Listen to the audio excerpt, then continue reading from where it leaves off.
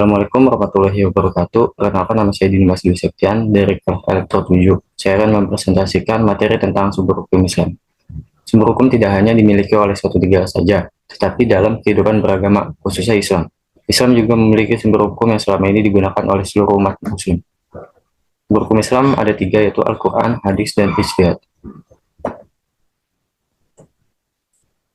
Al-Quran menurut bahasa berarti bacaan atau yang dibaca. Menurut istilah, Al-Quran adalah wahyu Allah Subhanahu wa Ta'ala yang diturunkan kepada Nabi Muhammad SAW melalui malaikat Jibril sebagai petunjuk bagi umat manusia. Al-Quran pertama kali diturunkan di Gua Hiro, sebelah utara Mekah, pada 17 Ramadan. Selama periode Mekah, pada umumnya ayat yang diturunkan berisi tentang akidah dan tauhid. Sedangkan ayat yang diturunkan di Madinah umumnya berkaitan dengan muamalat, syariat, dan hukum Islam.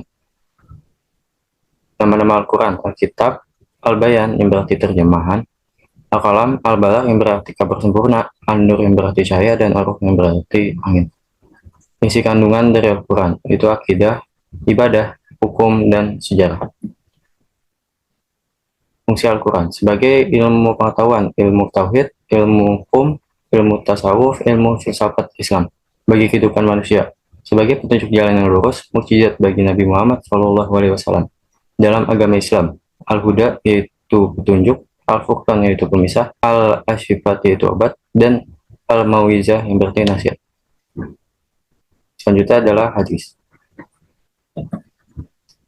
Hadis biasanya disebut juga sunnah. Menurut istilah syara adalah hal-hal yang datang dari Rasulullah SAW. Sejarah hadis dibagi menjadi 4 masa, yaitu masa pembentukan hadis, masa penggalian, masa penghimpunan, dan masa pendiwanan.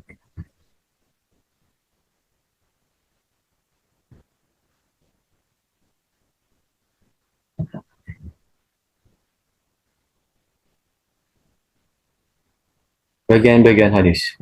Yang pertama, rawi, yaitu orang yang meriwayatkan hadis. Sanad yang berarti sandaran, matan kalimat yang terdapat dalam hadis, dan harif mudawin, orang yang mencatat hadis. Hadis berdasarkan sandaran, itu hadis marfu, hadis mauquf, dan hadis maktub. Klasifikasi hadis berdasarkan jumlah rawi.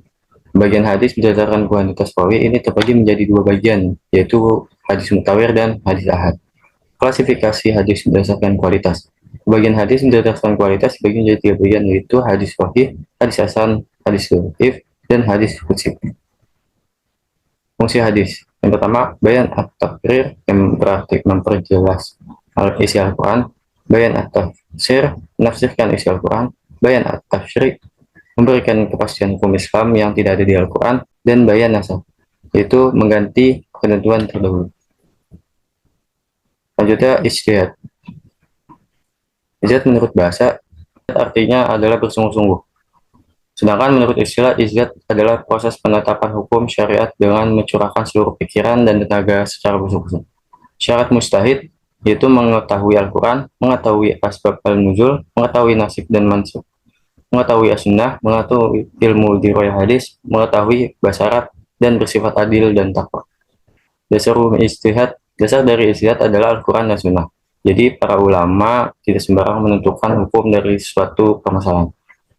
Selanjutnya, fungsi ijtihad. Fungsi ijtihad al-ruju yang berarti kembali, fungsi ijtihad al-ihya yaitu kehidupan, dan fungsi ijtihad al-inabah yaitu pembenahan.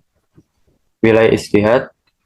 Ijtihad hanya bisa dilakukan dalam wilayah atau masalah hukum syara yang bentuk pembuatan fisik dan furu', dan ukubat, sistem sanksi, dan muamalah yang nasabnya bersifat dan tidak pasti.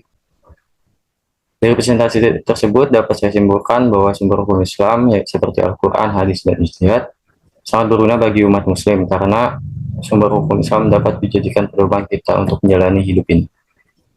Sekian presentasi dari saya, kurang lebihnya mohon maaf. Wassalamualaikum warahmatullahi wabarakatuh.